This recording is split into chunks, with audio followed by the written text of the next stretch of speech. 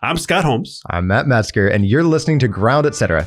This season, we're going to be talking all things infield grooming, from routine maintenance to leading a groundskeeping team to serious renovation work. We talk to experts of the field, on the ground, on the work, etc. Yeah, this is an episode that I'm really looking forward to because, we had Leah with us, Leah Withrow, and we're going to have her back for this episode. This episode, we're focusing on renovation. Really getting down to the foundation, the cornerstone, the beginning. How do you take a field that is in bad shape and get it back to where you can build it back up? Because sometimes you have to just tear things down. Yeah. Sometimes you can, tweak. But in a lot of cases, you just gotta wipe it out, start over, build the foundation right so that you have longevity. And she's got some great stories. Yeah. I mean, she has some really good stories for us about renovation and her team. So, well, and talking with Taylor Cook-Willard and Corey and Chuck White earlier in the season, getting the stories from them on a lot of fields they worked on, it was often when fields get way out of whack, it's not because of lack of intentionality, and sometimes not even just a lack of training, that actually as you go through a season or multiple seasons, that things just kind of build up, right? Yeah. I mean, you've got a conditioner gets added and a little bit more and a little bit more until all of a sudden you accidentally, right, have an inch and a half. Taylor told a story where there's 2 inches of conditioner in a field, right, just because they let it keep building up. Or Chuck, right, was talking about the circle around home plate. They, throughout the course of the season, they want those crisp, clean lines. And so he measured it, right? Measured the radius from home plate out around the circle. And, one side was 12 feet, one side was 13. The other radius was getting up to 14 feet. It just gets a little bit cattywampus because you're trying to clean those circles up, and it gets wider and wider and wider. And it's just it's being regularly maintained. But as you go through a season, things get a little bit out of whack. Well, and not just seasons, but year after year. Yep. It starts compounding. And so then the value of renovation then really, and you think about field renovation the same way you think about like a home renovation, right? Sometimes you jump into a new place, you got to take it back to the studs. And it's a lot of work. And it's a little bit, this is honest to God, Scott, it is my least favorite house project is the full reno. When I walk into a room, like, I don't mind painting, I don't mind hanging stuff on a wall, I don't mind tackling a floor every now and then. Yeah. But when you walk into a room, you're like, this bugger needs to be pulled back to the studs. Yeah, and I did it once. Yeah. I won't do it again. Well, didn't you tackle the whole house? Oh man, I took the subfloors out, re-leveled the subfloors, put 3/4 inch floor through 2,500 square foot, and well, it's no joke that why people, it's not a surprise why people are like don't tackle it, right? And so fields in the same situation. The thing is, if you don't, then you don't have the safety for the players. You don't have the amount of games you can get in. I mean, you pay for it one way or the other. You pay for it by getting it right, or you pay for it with a bad field and not safe play. Yeah. So you got to pay for it one way or the other. I would advise that you renovate. And I think that's what Leah has said to us too. So. Yeah. Yeah. Well, and do you have I know you renovated the house, like any fields that you had to jump onto? Because I know that you have more experience with lacrosse than you do ball, but any situation where you had to jump into a lacrosse field and just tear it up? Oh, I literally had to go in and fill holes and reseed and, of course, I always did the lines. There's something therapeutic about doing lines. I don't know what that is. And in lacrosse, you don't have just straight lines. You have arcs. Yeah. So it was just, for me, it was almost an artistic experience to put the lines down. So I enjoyed that. I didn't turn that over to the girls, even at the collegiate level, who were probably capable, because it's something I like to do. You just wanted to do. Yeah. But yes, when the AD or when the president wouldn't give us funding for, renovation of the field, and it happened to be a nice thing that I owned ABI, right? Or was an owner of ABI. So I had my own equipment.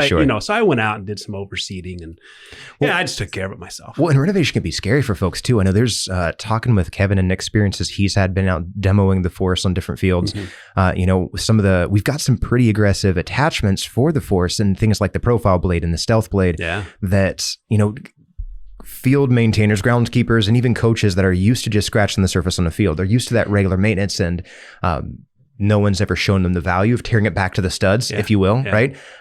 You pull out something aggressive like a stealth blade or a profile blade, and you start to see eyebrows go up, and it gets in the ground, and you go the first couple of feet, and eyes get real big. But here's the thing. We were the first manufacturer who didn't build a piece of equipment just for maintenance. Yeah. We built one that could maintain a field, but could also renovate a field because we knew how important it was to be able to start over. Yeah. And to rip it up and get back and re-level and re-laser grade with the same piece that could maintain on a daily basis. Well, and get back to it quickly, right? I mean, I think that's one of the arguments that we hear most often from groundskeepers is that even if they understand the value of renovation, they say, yeah, I know it needs it, but I've got a tournament this weekend. I've got a game coming up soon. I don't have time to come in, and by the time you bring in the tractors and you bring in the skid steers and you're gonna jack up the field because now I've got ruts on the outfield and now I've got heavy compaction where all those big pieces of equipment.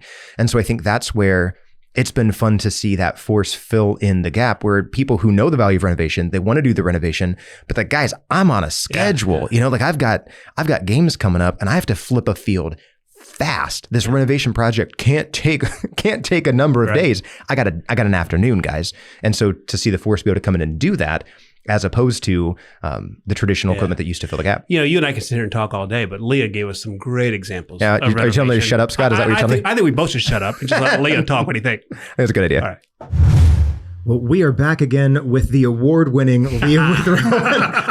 We're gonna drop that bomb. I mean, that's a huge accomplishment. Yeah. So, Leah Withrow, this is our second episode with Leah. If you missed last episode, you definitely want to go back and take a look or listen at that episode because Leah talked about her beginnings in sports turf management and the quick kind of growth into a leadership position. Leah is now the head groundskeeper at Greater Nevada Field, which is home of the Reno Aces, and the recent award recipient, she and her team, for the 2022 Professional Baseball Field of the Year, which is a massive award. Incredible. That's fantastic. Thank you.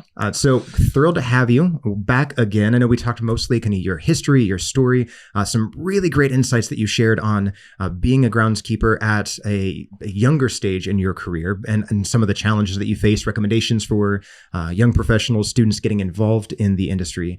We want to pivot on this episode more to some of the major projects that you've tackled because a lot of ball fields go through significant renovations. I feel like Greater Nevada Field and the work that you have to accomplish, you've got a wild number of renovations that you've got to tackle on a regular basis, and we want to talk to you about. I've been waiting for this all season. This is the topic I've been waiting to talk about. Oh, it's just so much work. It's so difficult. Well, and it's in my limited experience in baseball fields, it's relatively a new concept at the higher levels. I mean, you always talked about renovation for little league and softball and high school and in municipalities. Because they're not getting as much love throughout the season, right? Yeah, but you didn't think about it at the minor league and the professional league. But that's changing. Yeah, there's a lot of fields that go, decades before they get even touched. Really? Yeah. But now there's this quick turnover. This is one of the things I want to talk about is, and I get it, making money. You got to turn your field into a profit center. I get what they're doing. But man, they're putting a lot of pressure on you as groundskeepers to have to take a piece of property and make it multifunctional.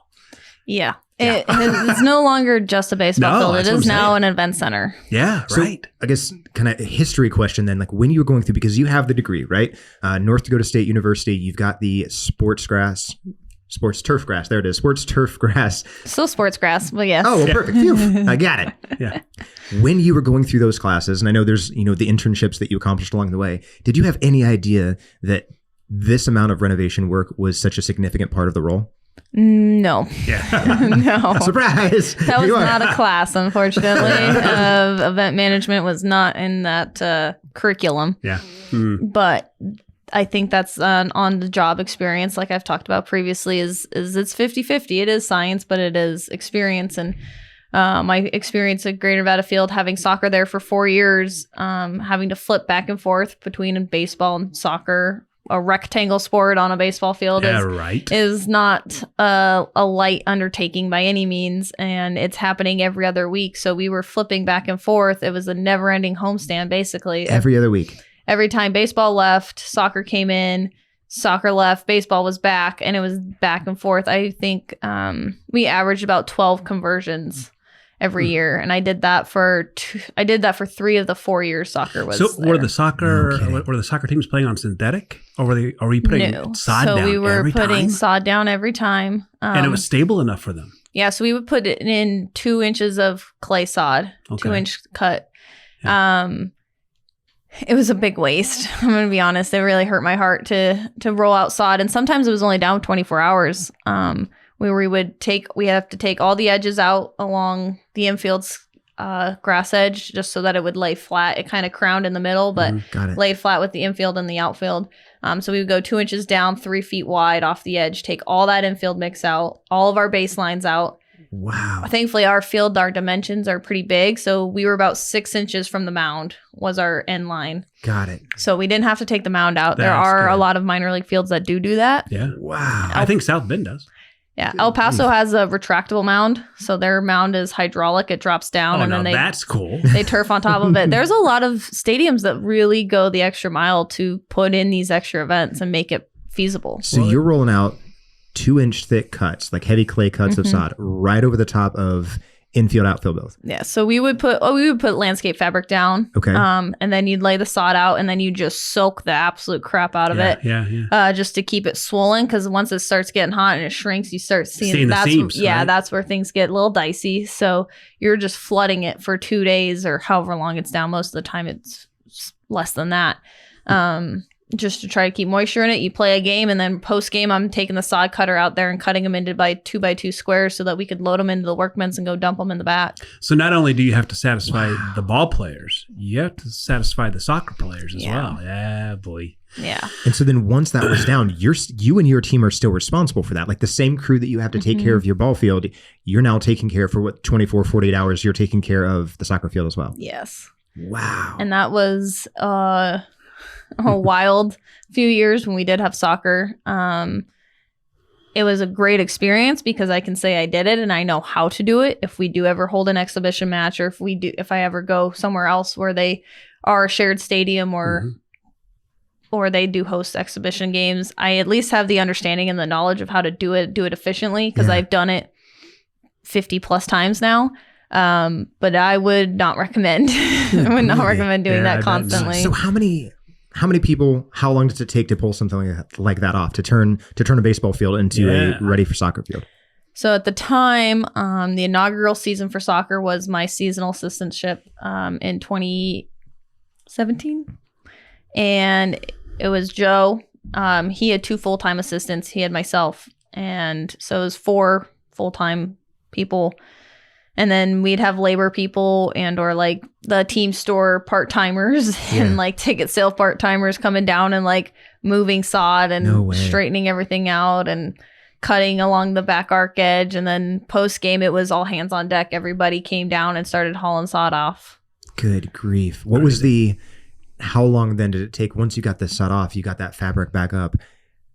Talk to us about the difference between like a normal prepping for game day and then now what kind of work do you have to do to prepare, since all that heavy thick clay sod was on top? Yeah, so basically we used the extra staff, front office staff, to just get the sod off, and then the 4 of us, we were taking cartloads of infill mix and filling back in the edges. Super good at edges, by the way. I'm a trained professional at edge work. So we were just filling in edges, getting the ABI out, start grading everything back, like sweeping up any rock or debris from the clay that had slipped through the landscape fabric. Makes sense.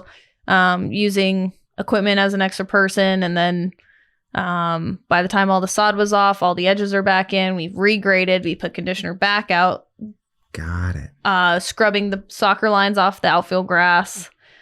That's fun. Yeah. And then all of a sudden baseball's back and we're setting up for BP the next day. Yeah. Holy cow. Crazy. Sometimes it's a long... I've seen a lot of parks do concerts as well, and bringing these huge stages and set them right on the infield mix. Yeah. We're talking tons and tons and tons of weight that are on these infields, and the next day they got to be ready for a game. How do you do that? I mean, how do you flip a concert into a ball field? We've hosted a couple. Last year we had one on second base. We laid all the flooring, so it's all like drivable flooring for the heavier stuff, the main stage, and then pedestrian flooring we did from basically second base to home plate. And it rained right after we put all that flooring out. No. So I knew it was a possibility. So I went to Home Depot and got like painter's tarp and tacked that into the infield the best I could, and as just a preventative to try to salvage any of my infield. It did help. It helped being able to pull the flooring up and not out of mud. It was just off the plastic. Yep. But there were indents of the flooring underside in the infield. So again, breaking out the ABI, thankfully we have that tool to quick laser grade. Yeah. I spent the next 2 days just grading out our infield after having a concert of flooring on it. So that stuff you budget into the concert costs though is like, well, sure.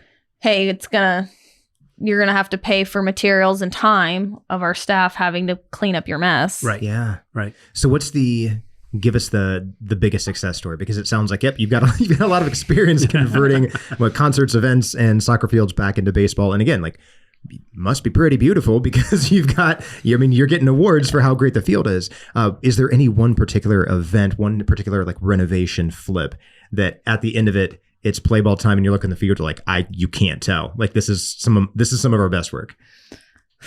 I would say we had Nitro Circus this year on July 1st, and then we hosted 4th of July. And 4th of July is like our only sold out game of the year every year. So to go 72 hours between Nitro Circus and the biggest game of the year. Wow. That one was a tough one. Heat of July in Reno, Nevada. Oh my! I couldn't water for the day before, just to put flooring down. I didn't want anything to press in and make anything soft, so I didn't water the day before. They come in, I can't water anything that day because they have electrical. There's stuff everywhere, so like I'm trying to hand treat hot spots, but you can only get so much. And then by the time they leave, my outfield was pretty scorched, and we put in an American flag pattern in the outfield to hide some of it, and it turned out okay. And then we were playing baseball and nobody knew. No way. That's huge. That's awesome. So stuff like that where you're like, I don't know how we did that, but I'm really glad we did. Now, do you face any, and I know there's, I'm not at all familiar with like water regulations and how much you're allowed to use. Do you have any in your field when it comes to renovation work or maintenance work? Do you have like limits on how much water you can use, or that's you kind of open-ended to you and whatever you need? I try to be really, obviously, generous with my water, what I take and what I use, because I am aware that like Northern California, us, we've been in a drought for a really long time. Right. Also, I use a drought tolerant bluegrass on my field, so it doesn't need as much, as well as the soil sensors, being able to know how much my soil moisture is at, so I don't run zones that I don't need to. Smart. Just being cautious, both of my water usage. Sure. Is there a type of infield material that's better for moisture management? In your area there in Reno. I mean, if you have pure sand, I would think you'd have to water all the time. Yeah, you do. Our field is completely sand based, and then our infield is Dura Edge Professional, which is a huge time saver and water saver. Got it. It's also just timing everything out. So like I'll put a lake on it post game. Like I will flood the absolute crap out of it, but it'll hold me over until like right before BP when I just have to do a touch up. Got it. So like timing it out where like if you put all the water out at night and just let it sit while it's cooling down. Thankfully we're at elevation, so our nighttime temps drop quite a bit. Yeah. And then cools down. You're in the shade for most of the morning. So I guess it's just being cautious of your shade lines, cautious of your timing. Yeah. So I know you've got quite the following when it comes to, online following. You talked last episode about, a network of people that it's you enjoy being connected to, kind of the industry worth of professionals, and you've gotten to the point in your career that people are asking you for advice, right? When it comes to renovation work, what is something that you've learned that you think is often missed? Maybe that's something that like people have never considered going that extreme with the kind of work, or maybe something that should be done in a regular renovation environment that people often skip that step. So we did a full field renovation in the spring of 21. The field was 12, 13 years old at that time, and the POA had pretty much taken over. It had seen its wear. We were draining at 0.0 inches an hour in our outfield. Ooh. That black layer had built up so high. Yeah. So it was time. So gathering all the information, I spent all of 2020 when we weren't playing, calling, texting, emailing everybody I knew who had done a renovation in the last 5 years, getting all their information. Yeah. Who did they use? What suppliers did they use? Who do they recommend? What would you do different? Like all of that extensive So smart. research. Yeah. The research part of it is probably the heaviest lift of a renovation. And I knew my job in the renovation was just to pick the right people to do it. Got And it. if I did my job right, it was all going to go well. And sure enough, it did. So I think the thing that gets overlooked is the research aspect of it, as well as picking the right crew.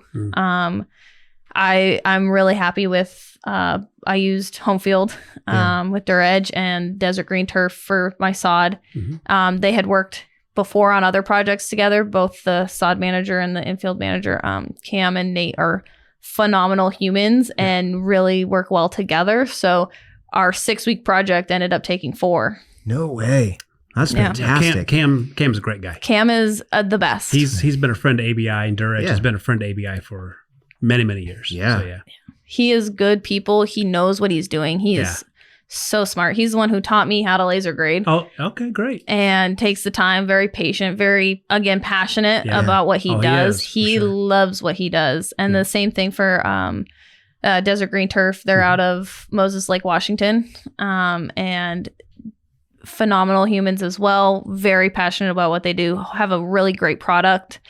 So thankfully all my pieces fell into place that way, but it took a lot of time. Like, I spent the time doing the research. It wasn't like, oh, by the way, we're doing a field renovation tomorrow. Yeah. Thankfully my ownership group did not chop that on me right away. But and I had the time in COVID to reach out to people. That probably, I mean, COVID was not a blessing for anyone, but it did give you some time to. That's for sure. Yeah. And it gave me time to dip my toes in, gave me time to do what I needed to do for this renovation. But I also give a lot of credit to my president and our team, because this renovation was supposed to happen in the fall of 2020. Obviously, that was not going to be an option. And then it was, okay, do we do it in the fall of 21?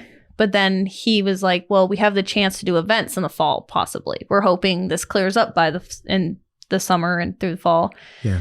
Do we take a gamble? We haven't made any money this last year. Do we take the gamble and do the renovation in the spring of 21? Or do we try to make some money up and do it in the fall of 21, but we lose the chance of hosting any events because our field will be torn up? Yeah. And he dove in and just did it in the spring of 21 while we had the time, because we were still kind of locked down. So like we had a dead 90 days where you couldn't host anything on the field anyway or in the stadium. So I was really lucky that I had done enough research and proven all my numbers, my points. We've had meetings and he trusted me to execute because we look back now and we joke about it all the time. It would have cost us $100,000 more to do it later on because trucking costs went up, fuel costs went up, products, supply chain demands, like it was all screwed up. We know all about those. Yeah. So like we really hit the jackpot on that one. Yeah. Being able to just do it and get it done with, and saved us a lot of money in the end. Yeah. You know, I would think that you put all this money into renovation, but then you've got to maintain it. Yeah. Right. And talk to us about how once you've got your field renovated, how do you not let that investment go to waste? Well, and more specifically too, because I was going in the same direction there. You mentioned Cam was the one who taught you how to laser grade. How often do you laser grade as far as your basic kind of maintenance practice in the field? So my turf professor always told us the grass grows by the inch and dies by the foot. And it's so true. Like if you're not on top of it, like you can lose it a lot faster than you can get it back. So thankfully our season got delayed a month in 21 because of COVID. So I had a little bit more time for growing. I had also followed a pretty strict fertilizing and maintenance plan on it to get it to the point where we were safe. Yeah. And then throughout the season, I stuck to that and just kind of took guidance from other industry professionals and friends of mine who had gone through it before. And then I just kind of trusted my education and my background, my experience that I was doing everything right. Turns out I was doing okay. Good for you. I was doing okay. And then, Cam teaching me to laser grade was a huge asset for myself and my team. I have this amazing tool, but I can't use it to its full extent. I now do, we laser graded this fall. So we'll do it right after the season just to clean up everything. We noticed as the snow puddles are melting, there are some low spots still to hit. So I'll do it just a touch up this spring. And then obviously after events, I like to just do probably a mid-season touch up. Normally we do like a concert or nitro circus or whatever else we can sell on that all-star break, 2-week break. Yeah. And so that gives me enough time for them to do whatever they need to do, me to do whatever I need to do, flip the field for another second half. I mean, 75 games is how many home games we host, plus extra events. So there's a lot of wear and tear on that infield. So it's nice that I can do it all in-house in a day. Yeah. Just go out. What would it cost you if you had to laser grade it? If you had to hire somebody to come laser grade it? To do, and I mean, it varies, but like if you're adding material, if you need to bring in material and have Cam come out and do it for a day or two would probably $4,500. Yeah. And you're doing it on your own 5-7 times a year? Yeah. Okay. Yeah. That's a good money savings. That's a big money savings for my company and myself. Time savings for me. How hard is it? I mean, you were taught it. Yeah. Thankfully, the machine does it for a lot of the heavy lifting. What's the name of the machine again? Well, come on, I had to try. Oh my God. I was told not to say this, but we call her Abby. Oh, no, come on. Well, this is very funny. We called her Sam Pro Sandy. And so it was just kind of like a natural progression. We named all of our equipment. So no, it's you named your truck, didn't you? No. You've never named your truck? No. Oh, we're going to talk about that off camera. No, what's really nice is it's literally just sitting, as long as it's gassed up, I can use it for anything. Like we just did our warning track as well, which is huge because now, I don't know if you know, the MLB bought minor league baseball. Okay. And there's now it's called the Player Development League. And there's a contract we all have to sign and a standard we all have to uphold. So they have inspectors come out and check all of our grades, check our mound height, check base paths, check bullpens, check everything so that everything is uniform within minor league baseball and major league baseball, which is totally fair because there were teams that were falling behind. And now this forces those teams and organizations to invest money back into their fields, which desperately needs to happen. Yeah. So it's a good and a bad thing, but it means that I can now in-house do all of this before they come and check. And like, you know, Cam, he is the busiest man I've ever met in my life. Right. So it's really hard to get him on a schedule to come out and do it when I can just be like, I'm just going to do it on Tuesday. Yeah. That's fantastic. You know, it was 7 years ago, 6-7 years ago, when I figured out and I learned how, not nitpicky, but how critical all aspects of the ground maintenance was. Yeah. You know, I won't say who it was because I don't want to get anybody in trouble. Sure. But I actually had a major league head groundskeeper call me. He had just bought in one of our machines, the ABI Force. And he called me and he said, Scott, I just want you to know that you saved my job. Oh, how does a machine save your job? I don't understand. His ground roll doubles were out of control. He had the worst record in Major League Baseball with his ground roll doubles because he couldn't get the warning track hard enough for the athletes to have speed, or it was too soft so they had no speed, but the ball wouldn't go over the wall. And with the Force, he was able to dial that in. And he said, you must be judged on and on so many elements that just have to be just right, especially at your level. Yeah. The detail work down to the inch matters in baseball. Unfortunately, it's such a game of detail. I can't think of a better word. Words are hard. Words are hard. That's the phrase I'm taking away from today. Words are hard. Words are hard. Yeah. But the detail work that has to happen, because it is a game of inches sometimes. Like when you're sliding in a second, like it's a matter of a half an inch sometimes. So when your warning track is a little bit off, or your infield's a little bit off, your back arc's too far back or in, like all of those details matter. And one of the beautiful things about baseball is every field's different. Yeah. It's like all the dimensions are not the same. Right field is deeper in some parks and shorter in some parks, which makes everything unique and special, but it can make it really hard to judge. Yeah. Especially like infield depth when you're given a foot of lenience when it's supposed to be 95 feet, but you could have 94 or you could have 96 or anywhere in between. That's a big difference for a lot of infielders. So being able to dial in all my measurements, and obviously like having a new field built, I was built to the PDL specs. Mm-hmm. So I'm within and I can maintain it. Yeah. Standards. And then all I have to do is keep those standards. It's a lot easier than some of the fields that are way off and are going to have to spend $1 million to fix everything. Yeah. Well, and you talked about fields being different. budgets are also very different, Yes. right? And so a lot of folks listening or watching right now, they might work on fields or be spectators at fields or be responsible for coaching teams on fields that don't have minor league budget. So if there are whether collegiate or high school level or club level groundskeepers or coaches or ADs or directors that are listening to this right now, they knew you got the award. They want to follow along. They want to hear from you and insights that you share. She smiles every time you say award. She should. And yeah, well, they want to get tips from someone who's obviously like you and your team have proven that you can create a beautiful field. And they want to learn from you, but they don't have the budget that you've got. What are some recommendations? Let's say that calling up Cam is not an option. Let's say that doing a full field reno, even if I know that my field isn't quite the way I know it could be, it's not an option, and I do have to do the work myself. What are some key things to keep in mind, or some key like issue areas that should be targeted as a top priority? Whew, that's a lot of loaded questions. Well, we've got all afternoon. I would say the biggest thing I've learned is talking numbers. I'm not like I said, I in the previous episode, I was a math person, but like accounting, money, budgets, stuff like that, I wasn't super familiar with. But that's the language the front office speaks. That's the language your school district speaks. Yeah. So you have to learn to translate. Like how I justified buying the ABI, or my old boss, Joe, bought the ABI was, look at how many events are happening on the field. This is how many hours we work. It costs each assistant to be here X amount of dollars.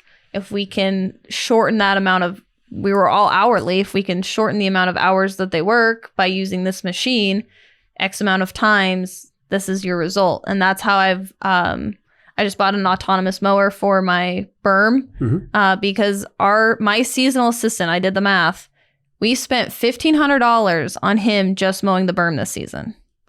Just mowing the berm. Right. Just paying him to mow a seating area. $1,500 over a 7-month period, which seems ridiculous. And so when the mower costs $3,000, I say, well, in 2 years, it has paid for itself. I get an extra body back on the field. I don't lose him for an hour or two every other day mowing the berm. Right. So that justified that, but I can't go in there being like, I need this. Right. Please. I had to do the math. I had to do the math. I had to do the spreadsheet. I had to explain what happens and why, and then results. Yeah. Can you translate that down to? I mean, your experience is minor league, and I get that. You started really at a high level. But 80% of the people watching and listening are municipal on down. How do you translate that into renovation of, the municipality fields or the little league fields, and getting the funds and getting the right people and renovation for them probably looks a little different than renovation for you. And got any advice for them? Well, I'm actually, my local little league field reached out to myself this winter, and we're going to rebuild 2 of their mounds for their little league fields. That's cool. And it's reaching out to your local expert. Like most small areas have a minor league facility or professional facility close by. Just reach out to them and pick their brain. And I literally just laid out a list of materials that we would need. I volunteered my own time. My assistant volunteered his time as well. So I'm more than happy to help my local little league and then park and rec district.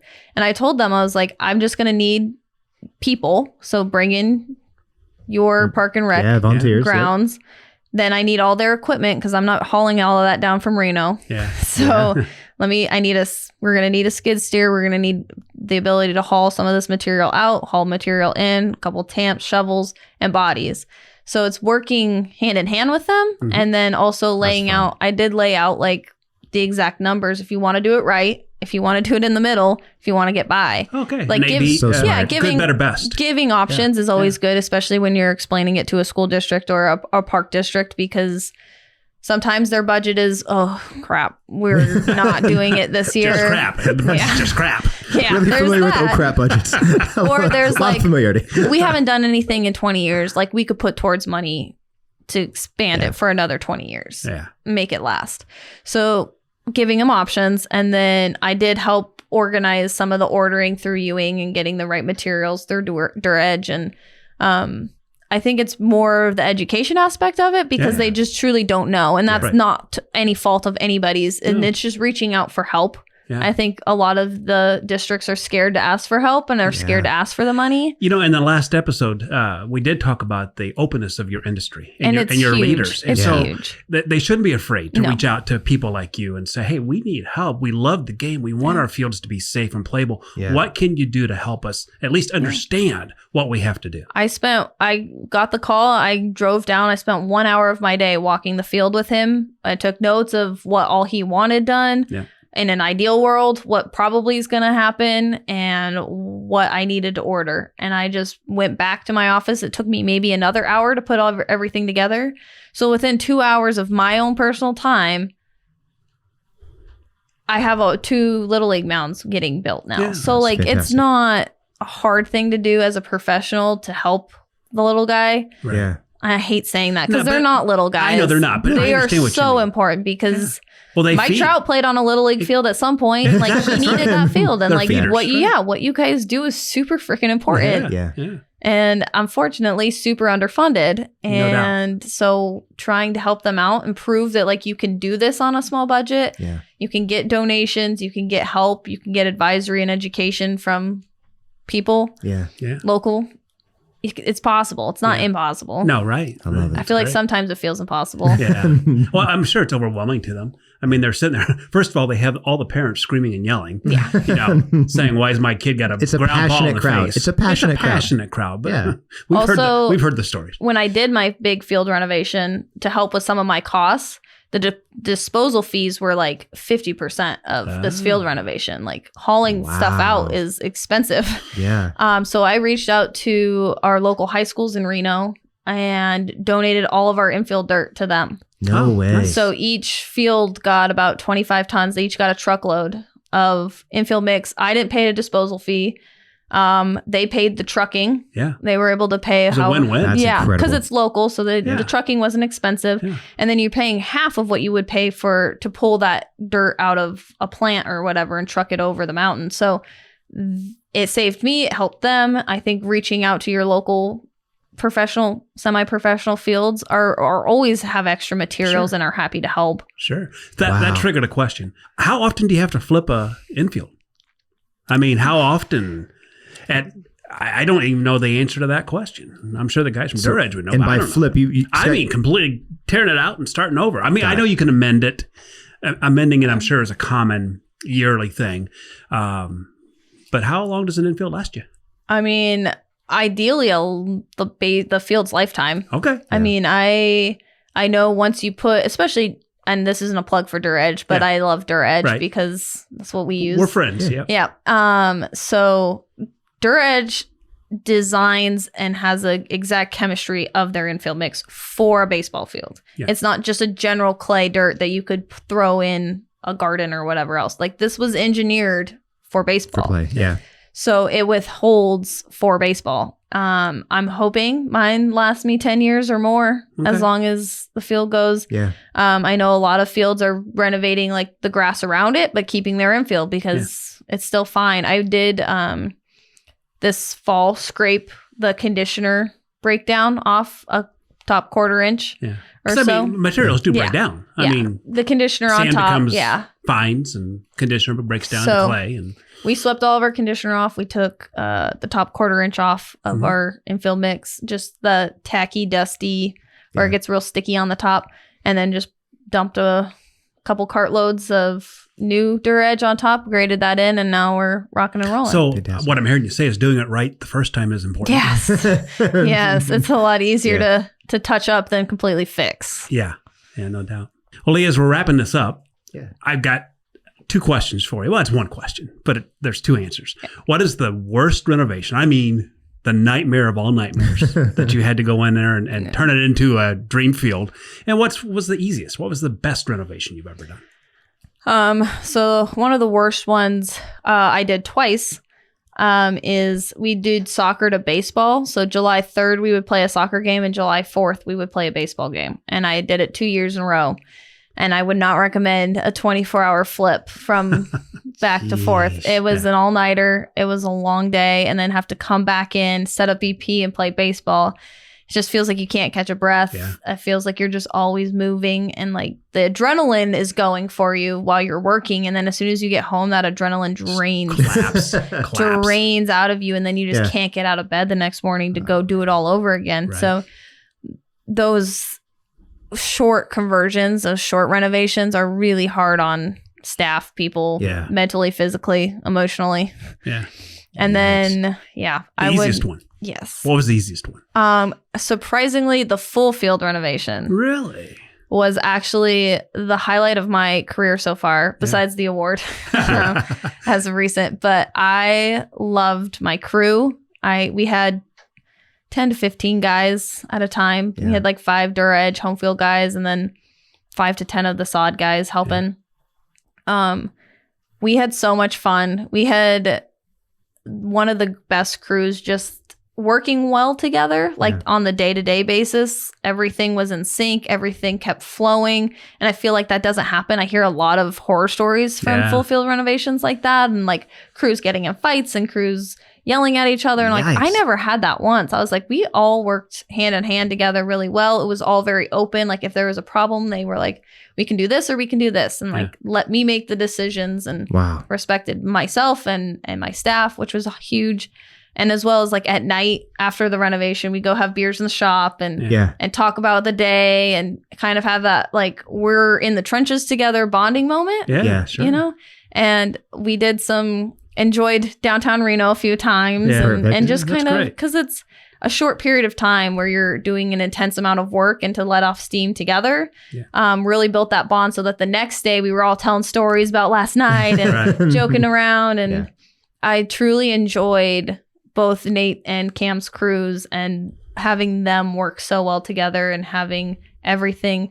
I'm not saying everything went perfect. Right. Oh, yeah. No, nothing always goes perfect, but the morality of everything, like everybody being at high morale the whole 4 weeks, really got that project to where it is now Field of the Year. No wonder that you got it done ahead of schedule if there's that much synchronization of the team and that much just like getting along together. I mean, that goes such a long way in getting things done before deadline. That and just the open communication when people need, you got to turn off your laser because I got to grade the outfield, and your laser on the infield screwing this up. And like, nobody got mad at each other. It was just an understanding of like, we have to get this job done, and whatever I can do to help you, help me, help get this job done. Right. And that was like unreal. And I'm really, really grateful that my first full field renovation to that extent went as well as it did. Yeah. It's all downhill from there now. No. Well, I just want to, on a personal note, next time you see Cam, please tell him I said hi. I will. Yeah, good guy. Well, and I mean, it's funny, right? We've talked, I guess it was the last episode, we talked about, what's next for you, what's next for the Greater Nevada field. I mean, you've gone through a full field renovation. You've received the award for, of the best baseball field of the year 2022, and you're growing in a team. The league is growing, and you've got a bright future ahead of you. And so we're thrilled to actually get to know you right now, early on, because we're excited to be friends. I knew her back when. I remember when. She's already passed that. She's won national awards. She's already better than we are, Matt. Well, we are, obviously. We are thrilled to have you. Thanks for joining us on the show. Thank you so much, guys. I really appreciate it. Yeah, well, thanks for sharing your wisdom. And again, I love that you are focused on taking what you've learned and being so quick to share it, and even to hear that you are, volunteering your time and helping your local community and looking for ways to take care of fields in your area. That's remarkable. Yeah, so it's the important stuff. It is. Yes. So it's a pleasure to get to know you. Hope that all of you either listening or watching have enjoyed getting to know Leah as well. And remember, if you're listening, you can watch. If you're watching, you can listen. We have a lot of fun around here. This is it for season number 1 of Ground, Etc. So thanks for tuning in. Share us, not for us, but to get the wisdom that Leah and Chuck and Taylor and others have to offer. That's why we're here, is to share this information. That's what's been consistent, Scott, all season long. Yeah. Everyone we've had on board is just so eager for others to know what they've learned, right? Because like you said, the industry is tight and people want to help each other out. And it's all of the industry professionals that we've talked to are eager for new people to come on board. They're eager for more people to know because of the passion, the love of the game. Yeah. So thanks for tuning in, and we'll see you next time around.